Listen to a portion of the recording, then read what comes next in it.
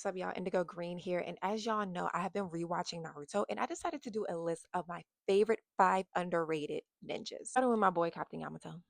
I ain't gonna hold y'all. I forgot all about him. And it's like, how could I forget about him? He's one of the most lethal, consistent, reliable ninjas that we had. And I loved him, even though he was a weird little creep. Well, at least that's how his character was drawn. But the only one that can do wood style because he has the genes of the first Hokage, who are very valuable. And he's the only one who can control the Jinchurikis because of his genetic makeup. Again, he has the Hashirama's genetics, and so he's able to seal the nine tails and control the nine tails with his jutsu. Again, a very reliable, consistent ninja. Number two, Garin. Now, she was one of Orochimaru's henchmen or henchwomens, and we saw her kind of later on in Shippuden, but she had the crystallization jutsu that crystallized anything, including chakra. She literally almost killed Hanada if Hanada didn't think fast. And we saw her battle with Shino, who was the only one who was able to go up against her crystallization ninjutsu because his bugs were able to adapt, which brings me to number three, my boy Shino.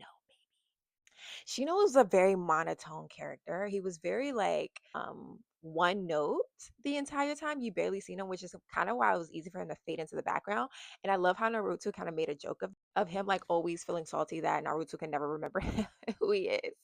Not to mention half of his face is covered all the time, which Kiba does mention when he decides to get sulky about it. But his whole family, the Aburami clan, is so dope, you guys. So their family literally has formed this symbiotic relationship with insects, whereas the insects feed on their chakra. Okay, their body's like made up of insects as well. They feed on the bugs feed on their chakra, and then the bugs lend them their services, obviously. So their bugs are super quick to adapt as well. They can adapt to any ninjutsu, which is how he won against Garen.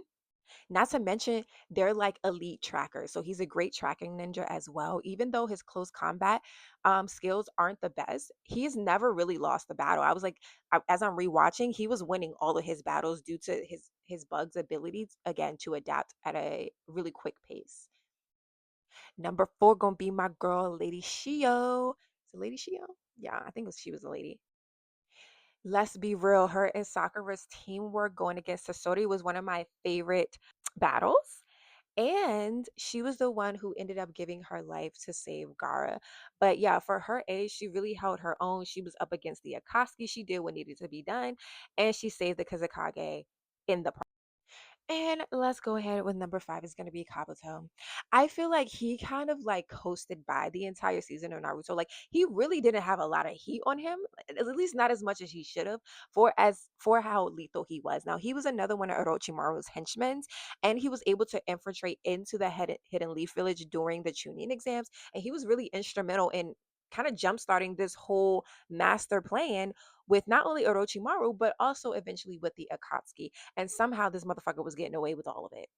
He later on went to adapt Orochimaru's powers. He like absorbed him or whatever, which made him even more powerful in like on like a technical level.